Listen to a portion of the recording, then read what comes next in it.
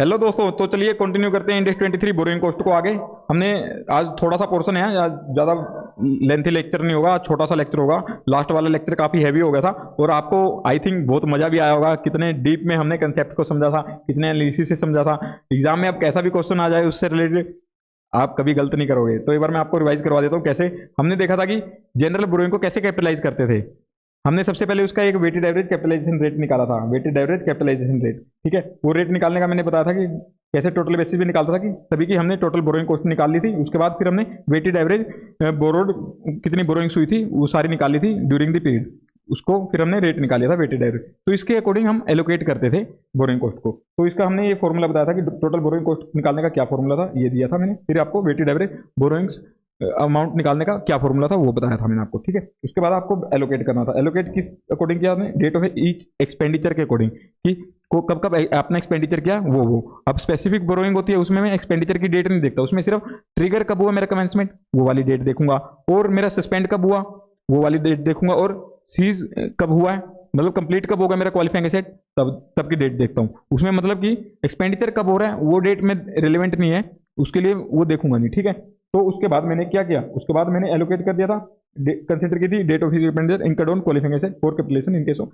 General borrowing के case में। ठीक है, एलोकेट कितना अमाउंट करूंगा, एक्सपेंडिचर कितना इंकर हुआ, कैपिटलाइजेशन पीरियड कौन सा होता था मेरा ये बताया था, स्टार्ट कब से होगा, कमेंसमेंट ट्रिगर होगा जिस डेट से, और फिर कब रोक दूंगा अगर कुछ मेरा बीच में सस्पेंड हो जाता तो बीच में रोक दूंगा, और फिर दोबारा से कंटिन्यू होता तब स्टार्ट करूंगा। अगर बीच में सस्पेंड नहीं होता सीधा मेरा कंप्लीट हो जाता है तो मैं जिस दिन कंप्लीट होता है उस दिन ये देख दूंगा। मैंने ये सारे देखा था कि सीजन का ये तीनों ट्रिगर पॉइंट्स का मैं देख के आया था। कमेंसमेंट का मैंने 3 बच्चे देखे थे कि उसके 3 बच्चे कब होते हैं, बोरोइंग कॉस्टिंग कर होनी चाहिए, एक्सपेंडिचरिंग कर होना चाहिए, और नेसेसरी एक्टिविटी स्टार्ट हो जानी चाहिए। उसमें एडमिनिस्ट्रेटिव एक्टिविटीज भी चल रही है अगर तभी मान लूंगा हाँ, टेक्निकल एडमिनिस्ट्रेटिव एक्टिविटीज भी चल रही हैं तो मान लूंगा हाँ वो नेसेसरी एक्टिविटीज स्टार्ट है। उसमें मैंने डिटेल में समझाया था उस टाइम की नेसेसरी एक्टिविटीज कौन सी वाली मानूंगा जब मेरी इंटेंडेड यूज और सेल तक की लाने के लिए वो जरूरी थी एडमिनिस्ट्रेटिव और टेक्निकल एक्टिविटी। तभी ऐसे कुछ भी नाप शनाप तुम करते रहोगे टेक्निकली वो नहीं मानूंगा ना मैं। तो इसके बाद मैंने देखा था बोरोइंग कॉस्ट को हम ईयर बेसिस पे करते थे। अब मैंने देखा था कि कोई एसेट मेरी मोर देन 1 ईयर टाइम ले रही थी तो हम 31 मार्च को अपनी बुक्स में कैपिटलाइज कितने अमाउंट से करते थे वो निकालना था हमें, क्योंकि हम ईयर बेसिस पे ही करते हैं। ईयर बेसिस पे मतलब कि बुक्स जब क्लोज करते हैं तो उसमें एक अमाउंट मेरे को उस क्वालिफाइंग एसेट के अंदर ऐड करना बोरोइंग कॉस्ट का कि कितना, तो वो हमने निकाला था कैसे, वेटेड एवरेज कैपिटलाइजेशन रेट से। तो वो हम ईयरली निकालेंगे, ईयरली बेसिस पे। ठीक है, अगर मेरे एक साल से कम में ही हो रही है तब तो ऐसे 31 मार्च का देखने का रिक्वायरमेंट ही नहीं है, तब तो वो एक ही साल से कम ही होगी मेरी। और बोरोइंग कॉस्ट कैपिटलाइज अगर मेरे एक साल से ज्यादा में बन रही कोई एसेट और प्रीवियस ईयर में कुछ अमाउंट कैपिटलाइज हुआ था, मैंने एग्जांपल भी दिया था आपको। देखो एग्जांपल मैंने इतना काफी डिटेल में समझाया था आपको लास्ट लेक्चर में, अगर आपने नहीं देखा तो प्लीज देख लीजिए उसको। मतलब आपके सारे दिमाग के नट बोल्ट सब टाइट हो जाएंगे जो डिले हो चुके हैं। ठीक है, ये मैंने एक कॉस्ट जो मेरी कैपिटलाइज की थी बोरोइंग कॉस्ट वो सारी भी इसके ऊपर मैंने नेक्स्ट ईयर में अगर मेरी नहीं बनी थी और फिर भी क्वालिफाइंग एसेट कंप्लीट नहीं हुई थी तभी मेरे मतलब सीज नहीं हुआ था, चल रहा था, तो उसके अंदर भी मैंने कौन सा ऐड किया था, उसके अंदर मैंने फिर भी ये वाला पोर्शन सारे पे ऐड किया था। मतलब कि ये वाला पोर्शन भी इसके अंदर इंक्लूड है, एक्सपेंडिचर टोटल एक्सपेंडिचर में ये वाला भी पोर्शन ऐड माना जाएगा। ठीक है, क्योंकि मेरे सेट का एक्सपेंडिचर होगा ना, इसका लॉजिक में उस लेक्चर में बता के आया था। ठीक है, ये मैं रिकॉल करवा रहा हूँ जस्ट एक बार आपको। ठीक है, इसके बाद shall not exceed the amount of borrowing cost incurred during that period. ठीक है, ये मतलब कि जो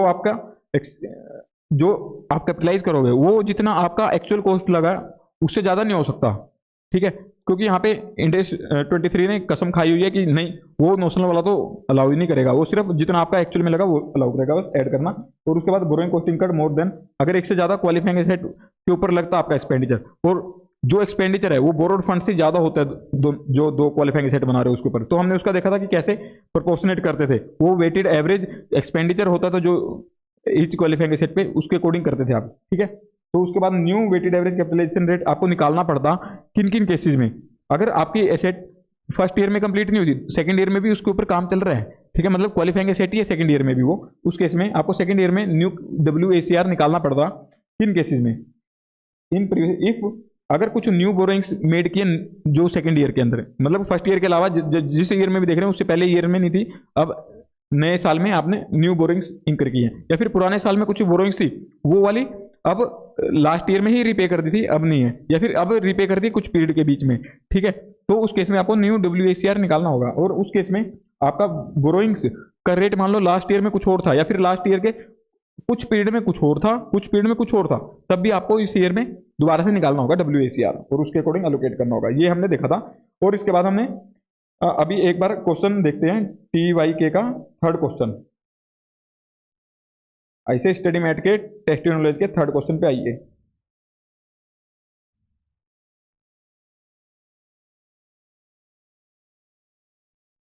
आइए पहुंच गए। एक एंटिटी है जो कंस्ट्रक्ट करती है न्यू हेड ऑफिस बिल्डिंग को, जो कि 1 सितंबर से बनना स्टार्ट हो गई ऑफिस बिल्डिंग, विच कंटिन्यूज, जो 31 मार्च को कंप्लीट होती है। मतलब कि ये होगी इसकी कमेंसमेंट डेट, कमेंसमेंट का पॉइंट ट्रिगर। अगर मान लो कुछ डिटेल नहीं दी हुई आपको और क्वेश्चन दे दिया, तो आपको तो करके ही आना, यही मानना है कि हाँ वो क्वालिफाइंग एसेट है और ये इंडेक्स 23 लग रहा है। ये होगी मेरी सीसेशन की डेट।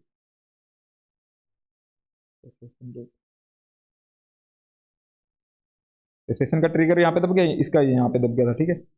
डायरेक्टली एट्रीब्यूटेबल एक्सपेंडिचर है जो at the beginning of the month, कितना डायरेक्टली एट्रीब्यूटेबल, मतलब कि 1 लाख का सितंबर में हुआ है एक्सपेंडिचर, 2,50,000 का ईच ऑफ द मंथ में हुआ है, मतलब कि अक्टूबर नवंबर दिसंबर 3 मंथ्स में 2.5 लाख का एक्सपेंडिचर हो गया आपका। और उसके अलावा the entity has not taken any specific borrowing, इसने कोई स्पेसिफिक बोरोइंग नहीं ली है, ठीक है जी, to finance the construction but has incurred finance cost. हाँ जनरल बोरोइंग्स ली हुई है इसने कुछ during the construction period. During the year entity has issued, entity ने इशू किया 10% डिबेंचर्स 20 लाख रुपए के, एंड हैड एन ओवरड्राफ्ट, इसके पास ओवरड्राफ्ट है कितना 5 लाख का, विच इंक्रीज टू 750, 750 पे हो गया। Interest was paid on the overdraft 15%, कब तक, इस डेट तक। तो आइए इसको मंथली वाइज पे हम देखते हैं, हमारा पीरियड कौन सा बन रही है, सितंबर टू दिसंबर बन रहा है ना। ड्यूरिंग द पीरियड निकालना है टोटल बोरोइंग कॉस्ट, तो निकालते हैं इस पीरियड में कितनी बोरोइंग कॉस्टिंग हो रही है हमारी। तो टोटल, क्योंकि ये जनरल बोरोइंग का केस है ना, तो हमें WACR निकालना होगा, तो उसके लिए हमें total borrowing cost incurred during the period, incurred during period निकालते हैं। कौन सी लोन है मेरे पास, एक तो है मेरे पास 10% का डिवेंचर, सबसे पहले ये लिख लेते हैं 10% का डिवेंचर। और क्या है मेरे पास, जिसकी फेस वैल्यू है कितनी 20 लाख की, एंड हेड एंड ओवरड्राफ्ट, ठीक है, इसकी 20 लाख की वैल्यू है, 20 लाख के मेरे पास ये डिवेंचर। और क्या है इसके पास, ओवरड्राफ्ट भी है इसके पास 5 लाख का ओवरड्राफ्ट,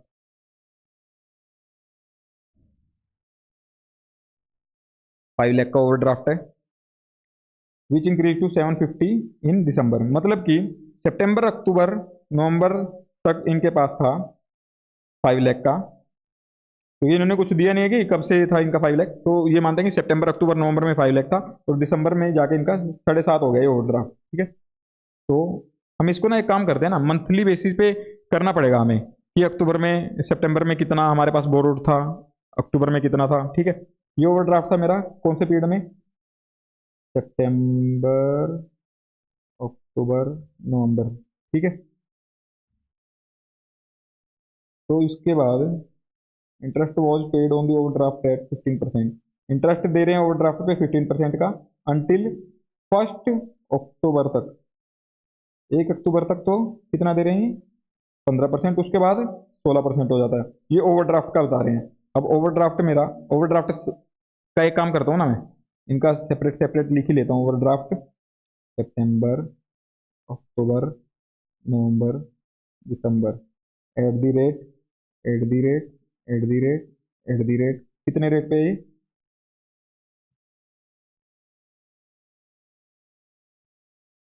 हाँ ये 15% है मेरा अक्टूबर में, अक्टूबर तक, फर्स्ट टिल, मतलब 1 अक्टूबर तक का, मतलब सितंबर तक का ही मान लेना कि सितंबर सितंबर में था। उसके बाद तो ये हो गया 16%, मतलब यहाँ पे 15%, यहाँ पे 16%, 16%, ये भी 16%, और ये था यहाँ पे 5 लाख का था ओवरड्राफ्ट, यहाँ पे भी 5 लाख का था, यहाँ पे भी मेरा 5 लाख का था, यहाँ पे हो गया था 7.5 लाख का, ठीक है जी। मेरा इतना इतना ओवरड्राफ्ट हो गया। कैलकुलेट करो capitalisation rate for computation of borrowing cost in accordance with, ठीक है। हमें तो कैपिटलाइजेशन रेट निकालना है, इन्होंने WACR ही पूछा है बस, इसका निकालते हैं कितनी कॉस्ट बनेगी। तो आइए करते हैं शुरुआत। कितना 20 लाख का 10% है, ये मान लेते हैं कि 4 मंथ्स के लिए, यहाँ पे 4/4 कर दिया मैंने, नहीं 12 करूंगा ना, ये पर एनम का रेट है ना मेरा 10%। लॉजिक लगाओ ना थोड़ा, ये 5 लाख मल्टीप्लाई 15%, कितने मंथ का, ये हम सितंबर का निकाल लेते हैं अकेला, क्योंकि हमने सारों का अलग अलग ही कर दिया ना, ये 5 सितंबर में था, फिर 5 5, ऐसे थोड़ा था कि 5 5 अलग अलग लिया, नहीं हमने वैसे बाइफरकेशन कर दिया, क्योंकि मेरा ये रेट बार बार चेंज हो रहा था, कुछ रेट हो रहा था चेंज, कभी ये हो रहा था चेंज, तो इसलिए मैंने अलग अलग लिख दिया ओवरड्राफ्ट। तो इसमें मंथली मंथली निकाल लेते हैं, मल्टीप्लाई 1/2। एक काम कर देना, ये ज़्यादा मैंने ऊंचा लिख दिया ना सर, इसको ऐसे ऐसे करके लिख देते हैं।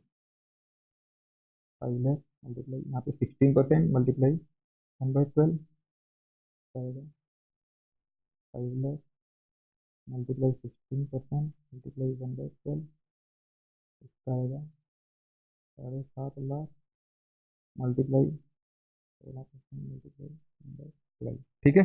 इतनी कॉस्ट इंकर हुई है मेरी, इसके अलावा तो नहीं हुई ना कोई और, नहीं मेरे को डिवेंचर ही दिख रहा था बस 20 लाख का, और ओवरड्राफ्ट का जो दिसंबर में इंक्रीज हो गया था, सितंबर में होनी थी 16% हो गया, ठीक है। हाँ यही है बस, ऊपर तो एक्सपेंसिव दिए हुए हैं, तो हम देखते हैं कितनी कॉस्टिंग हुई, निकालो कैलकुलेशन।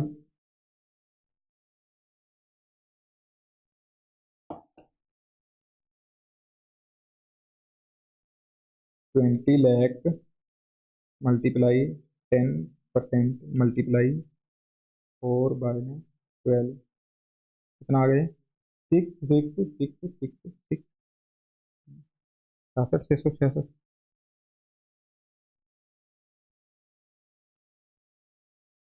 ये है ना बच्चों का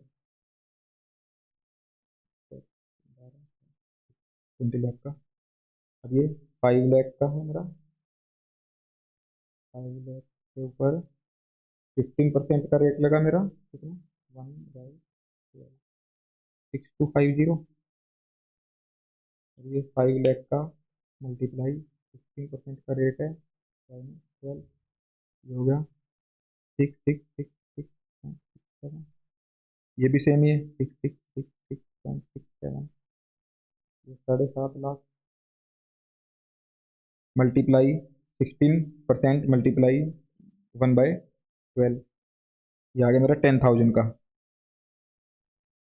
तो टोटल मेरी बोरोइंग कॉस्ट कितनी हो गई है, 10,000, 10,000 प्लस 6667 प्लस 6667 प्लस 6250 प्लस 666667, ये हो गई मेरी 96250, इतने की मेरी टोटल बोरोइंग कॉस्ट होगी।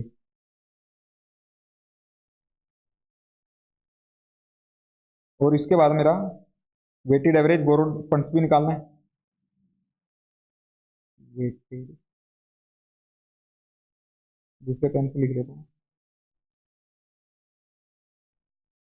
वेटेड एवरेज बोरोड फंड्स, ये कितने बने मेरे, वही ऊपर के अकॉर्डिंग लिख लेता हूँ मैं, 10% डिबेंचर, फिर ओवरड्राफ्ट का,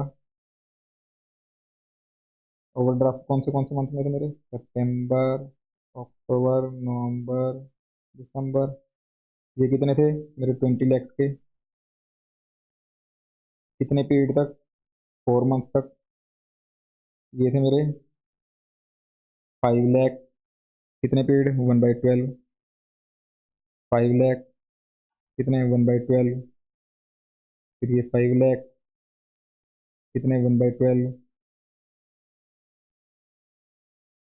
ये यहाँ पे 7.5 लाख का कितने 1/12, तो देखते हैं कितना बना, 5 लाख बाई 12, 4166.67। तो सभी का यही बनेगा।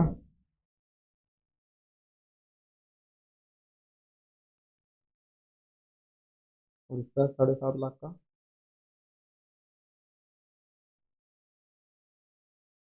62। और इसका कितना बना? 20 लाख का 20 लाख मल्टीप्लाई 4/12, 6 हाँ 6 टाइम्स 6.67। ओके, तो टोटल कितना हो गया है? Plus 41,666.67 plus 41,666.67 plus 41,666.67 plus 00। ये बन गया मेरा 854166.6। ठीक है, ये मैं रेट निकाल रहा हूँ पर एनम में, क्योंकि मैंने सारे में बाय 12 12 12 कर दिया है। ठीक है, आप 4 मंथ्स का भी निकाल सकते हो, यहाँ पे आपके ऊपर है। तो अब WACR कितना हो गया इसका? 66666 नहीं, ये 96,250 था ना आपका कॉस्ट ऑफिस, 96,250, 96,250 बाय में वेटेड एवरेज बोरो फंड 854,166.66 मल्टीप्लाई 100 कितना हो गया ये? निकालो। 96,250 बाय 854,166.66%, ये आ गया 11.268%। ICI का देखते हैं पर कितना आंसर दे रखा है इन्होंने। ठीक है जी, समझ गए ये कैसे किया? लॉजिक्स थे वही सेम सारे। पीरियड कैसे हमने 1 1 मंथ का लिया, ये हमारा सितंबर का था, सिर्फ ये सितंबर सितंबर, इसमें कुछ ज़्यादा वो था ही नहीं। मल्टीपल बोरोइंग्स थी, अलग अलग पीरियड पे ली हुई थी। उसका देखते हैं ICI ने क्या आंसर दिया है। थर्ड हमारा आया 11.267। ICI का कितना आ गया? ICI का कितना आया? हमारा आया 11.268। ठीक है, अब इसको इन्होंने निकाला है ये 4 मंथ्स का, तो इसको अब अगर मेरे को निकालना है ये सेम 3.756 निकाला इन्होंने 4 मंथ्स का, मैंने निकाला पर एनम। ठीक है, तो इसको कितने से मल्टीप्लाई करना होगा? 4 मंथ्स का किया इन्होंने, तो इनका अगर सेम आंसर निकालना है 3.756 को मल्टीप्लाई क्या करूंगा? 12/4, तो कितना आ गया? मल्टीप्लाई 12/4, 11.268। सेम आंसर आपको अपोजिट दिख रहा होगा क्योंकि मिरर कर रखा है मैंने। ठीक है जी, आंसर हमारा मैच मैच। इन्होंने क्या किया, कैसे निकाला है देखो। फाइनेंस कॉस्ट 20 लाख की, तो ड्यूरिंग सितंबर से दिसंबर, फिर उसके बाद सितंबर की अलग, अक्टूबर नवंबर की अलग कर दी, फिर इन्होंने दिसंबर की अलग, टोटल आ गई थी ये। ठीक है, तो ज़्यादा डिफिकल्ट नहीं है क्योंकि हमने कंसेप्ट इतने डीप में समझे हैं कि आपको पता भी नहीं लगेगा। अदरवाइज इसमें बच्चों के पसीने छूट जाते हैं, लॉजिक नहीं समझ आता क्यों किया, आखिरी में ICI को गालियां दे देते हैं। ये हो गया हमारा डन। इसके बाद एक और करते हैं इलस्ट्रेशन 9th पे, ICI के स्टडी मेट की इलस्ट्रेशन 9th पे आइए।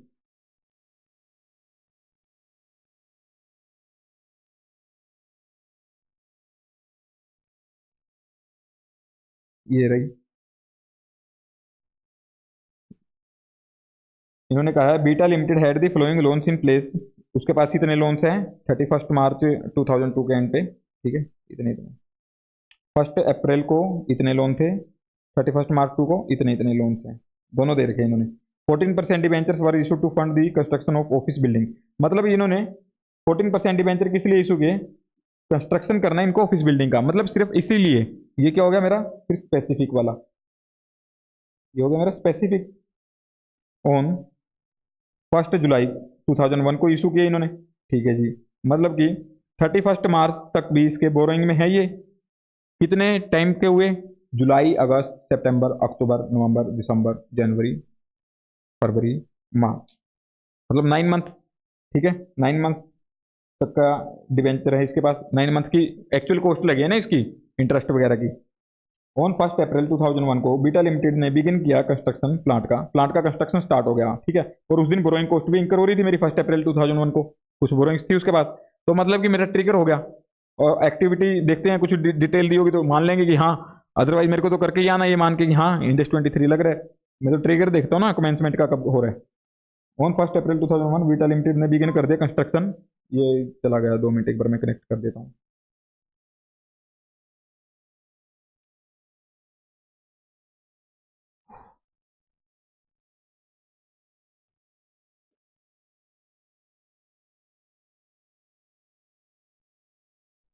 आई थिंक अब शो हो रहा होगा आपको। ठीक है जी।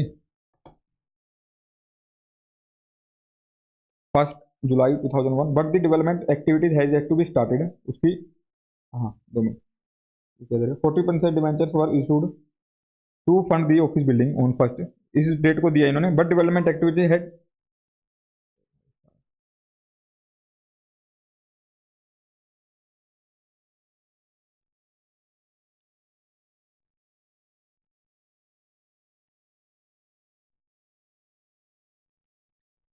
मतलब कि इस डेट को इनका वो स्टार्ट हो, मतलब ये लोन लिया इन्होंने, इशू इशू किया मतलब debentures. But the development activity has to be started. Development activity start नहीं हुई है किसकी, ऑफिस बिल्डिंग की। ठीक है, ऑन 1 अप्रैल 2001 को बीटा लिमिटेड ने कंस्ट्रक्शन कर दिया। ये ऑफिस बिल्डिंग का स्टार्ट नहीं हुआ अभी एक्टिविटी, क्योंकि ये स्पेसिफिक वाला है, स्पेसिफिक इसके लिए लिए था लोन टू फंड दी। और ये प्लांट का कंस्ट्रक्शन स्टार्ट हो चुका था 1 अप्रैल को। उस दिन मेरे पास कुछ जनरल बोरोइंग्स भी थी वैसी।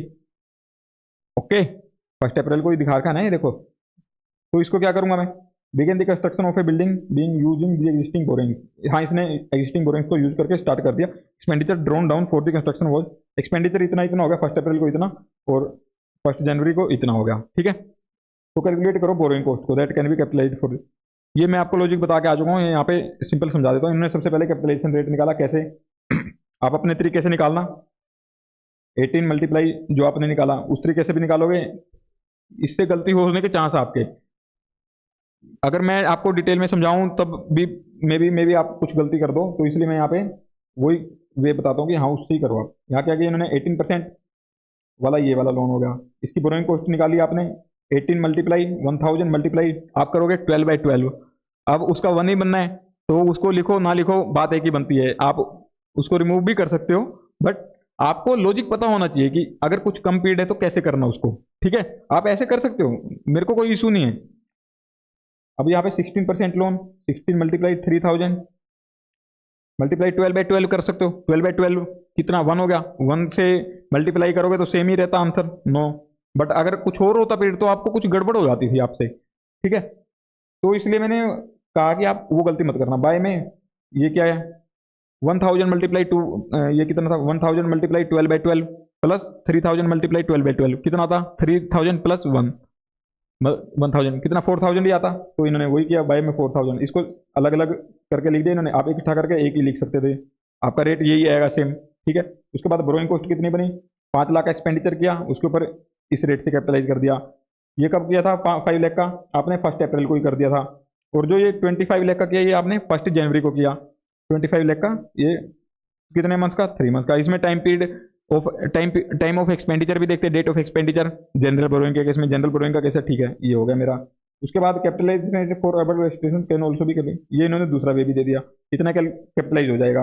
अब डिबेंचर वाला इन्होंने कैपिटलाइज क्यों नहीं किया, क्यों, उसका तो अभी डेवलपमेंट एक्टिविटी स्टार्ट ही नहीं हुई, मतलब कि कमेंसमेंट ट्रिगर ही नहीं हुआ, मतलब नेसेसरी एक्टिविटी स्टार्ट ही नहीं हुई। बोरोइंग कर ली, एक्सपेंडिचर भी नहीं हुआ उसका, न नेसेसरी एक्टिविटी, तो इसके ऊपर तो कोई कैपिटलाइजेशन होगा नहीं। तो डिबेंचर पे जो इंटरेस्ट पे होगा उसका क्या करेंगे, पी एंड एल में चार्ज कर देना बस। ओके, ये वाला हो गया हमारा, डन डना डन डन, ये सब हो चुका है। अब मेरे बिल्कुल छोटे छोटे रह चुके हैं 2-4 पॉइंट, उनको मैं खत्म करवाता हूँ जल्दी जल्दी आपको। और हमारा लेक्चर भी अभी मैक्सिमम 10 मिनट में मेरे को लग रहा हो जाएगा फिनिश। कैलकुलेशन गैप, हमारा क्या गैप होता है, स्पेसिफिक बोरोइंग और उसमें मेजर कैलकुलेशन गैप सिर्फ एक ही था, कौन सा, एक्सपेंडिचर इंकर होता था उस वो वाली डेट इरिलेवेंट है किस केस में, स्पेसिफिक बोरोइंग के केस में। हमें सिर्फ कमेंसमेंट कब ट्रिगर हुआ उसमें एक्सपेंडिचर की डेट देखनी है, उसमें तो एक्सपेंडिचर की डेट आपको देखनी ही है, उसमें नहीं। बट आप जो बाद में कैपिटलाइजेशन कर रहे थे कि आपने एक एक्सपेंडिचर कब किया, उसको आधा कैपिटलाइजेशन, जैसे मैंने आपको एग्जांपल दिया था, जो जो आपको मैंने एग्जांपल करवाया था वो कौन सा था, मल्टीपल डेट पे हो रहा था ना मेरा, हाँ, जैसे मेरा ये 20 लाख का मेरा एक्सपेंडिचर कब हुआ था? 1 अप्रैल को।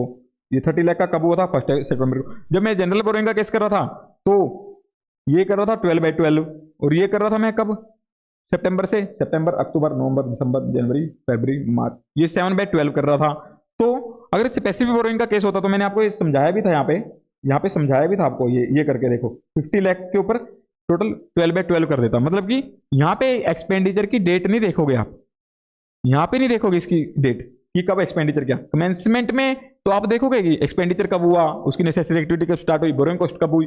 जब ट्रिगर दबेगा तब से स्टार्ट करोगे। ओके, ऐसा नहीं है कि आप वहां पे भी मत देखो, वहां देखनी है आपको। एक्सपेंडिचर इनका date is irrelevant in specific borrowing, we only consider the date when commencement triggered. कब कमेंसमेंट ट्रिगर हुआ, सस्पेंशन डेट देखेंगे, सेसेशन डेट देखेंगे स्पेसिफिक बोरोइंग के केस में। एक्सपेंडिचर इनका date is also relevant in case of general borrowing के case में। 3 date तो वही, commencement, suspension, cessation, plus expenditure इनका डेट भी उसमें देखूंगा मैं, ठीक है। उसके बाद ग्रांट्स वगैरह अगर मेरे को कुछ मिलती है तो मैंने बताया था कि एक्सपेंडिचर जो मानता हूँ, मान लो 50 लाख का एक्सपेंडिचर किया, उसमें से कुछ मेरे को प्रोग्रेशन पेमेंट मिल गई या फिर ग्रांट मिल गई है मेरे को कोई 20 लाख की, तो मैं उसमें एक्सपेंडिचर 50 लाख माइनस 20 लाख, तो 30 लाख पे दिखाता था एक्सपेंडिचर। ओके, मतलब 30 लाख के ऊपर वो एलोकेट करूंगा फिर जो बोरोइंग कॉस्टिंग करूई है, समझे। ट्रांसफर ऑफ एसेट, अगर मान लो मैंने कुछ एग्जिस्टिंग एसेट थी वो यूज कर दी कंस्ट्रक्शन या प्रोडक्शन करने के लिए क्वालिफाइंग एसेट के, तो fair value of existing asset is to be treated as expenditure and borrowing cost to be capitalize on such transfer of asset, ठीक है। उसको क्या मानना होगा? फेयर वैल्यू ऑफ, अगर मैं कोई मेरी एसेट है उसको कंस्ट्रक्शन या प्रोडक्शन में यूज कर देता हूँ, किसी को दे नहीं रहा, कंस्ट्रक्शन या प्रोडक्शन में यूज कर दी मैंने, मेरे पास कुछ और ऐसी मशीन पड़ी थी, कुछ भी सामान रखा था, मैंने उसको यूज कर दिया एग्जिस्टिंग एसेट को। फेयर वैल्यू ऑफ एग्जिस्टिंग, तो उसमें कितना एक्सपेंडिचर ऐड करेंगे उसका, उसकी कितनी अमाउंट ऐड करेंगे उसकी एसेट में, कितना माने उसको। फेयर वैल्यू जो उस एग्जिस्टिंग एसेट की होगी उसको एक्सपेंडिचर मान लो, और borrowing cost to be capitalize on such, तो बोरोइंग कॉस्ट जो उसके ऊपर इंकर हुई होगी, वो भी एक्सपेंडिचर जो ऐड हुआ उसके ऊपर भी बोरोइंग कॉस्ट चार्ज कर दोगे। Difference, fair value minus carrying value of existing asset is to be transfer to P and L account. जो कैरिंग अमाउंट आपकी बुक्स में शो हो रही होगी और जो फेयर वैल्यू होगी उसका डिफरेंस होगा, वो पी एंड एल में प्रॉफिट होगा तो प्रॉफिट के तरीके से शो कर दोगे, लॉस होगा तो लॉस के तरीके से शो कर दोगे। अगर कोई टेम्परेरी इन्वेस्टमेंट करने से इनकम होती है, ये सिर्फ आपका स्पेसिफिक बोरोइंग के केस में देखना है, जनरल बोरोइंग के केस में नहीं देखोगे। अगर होती है स्पेसिफिक बोरोइंग के केस में तो उस स्पेसिफिक बोरोइंग की बोरोइंग कॉस्ट में से लेस कर दोगे अगर कोई इनकम जनरेट होती है आपके टेम्परेरी बेसिस। और इसके बाद मेरा कुछ सीएफएस, अगर मान लो मेरी एक ए लिमिटेड है, इसकी सब्सिडरी है मेरी बी लिमिटेड, एक है सी लिमिटेड। अब मैं जब सीएफएस बनाता हूं, सबसे पहले एसएफएस की बात करता हूं। इसने लोन लिया है मार्केट से, इसने क्वालिफाइंग एसेट पे एक्सपेंडिचर किया है, इसने कुछ भी नहीं किया, ठीक है, इसने कुछ नहीं किया मान लो, ठीक है। तो ये बी क्या अपनी बुक्स में जो क्वालिफाइंग एसेट बना रहा है उसके ऊपर कैपिटलाइज कर सकता है इस बोरोइंग की कॉस्ट को? नहीं।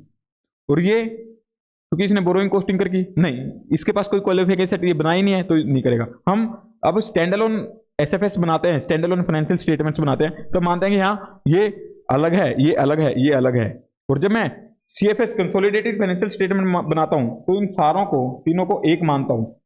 अब इसने एक मान ली, जब मतलब कि इस सारे को एक नाम दे देता हूं मैं, इस सारे को मैंने एक मान लिया, ठीक है, ए ग्रुप मान लेता हूं इसको, ए ग्रुप है मेरा, कंसोलिडेटेड बन गई इसकी। तो इसमें ए ग्रुप ने क्या क्या, लोन भी लिया, क्वालिफाइंग एसेट भी बनाई है, तब क्या होगा मेरा, तब इसने लोन भी लिया है मतलब बोरोइंग कॉस्ट भी इंकर हुई है, क्वालिफाइंग एसेट भी बनाई है, तो इसके केस में कैपिटलाइज हो जाएगा। मतलब कि इसकी स्टैंड अलोन में किसी में कैपिटलाइज नहीं होगी बोरोइंग कॉस्ट, बट हाँ ग्रुप की जब सीएफएस बनेगी उसमें कैपिटलाइज हो जाएगी। यही दे रखा है इन्होंने, if one entity of the group takes loan but the other entity of the group, उसी ग्रुप की दूसरी एंटिटी थी वो स्पेंड करती थी क्वालिफाइंग एसेट पे फ्रॉम सच फंड, इन फंड से, then capitalisation of borrowing cost will be allowed in CFS. तो बोरोइंग कॉस्ट सीएफएस में अलाउड हो जाएगी, एसएफएस में अलाउड नहीं होगी।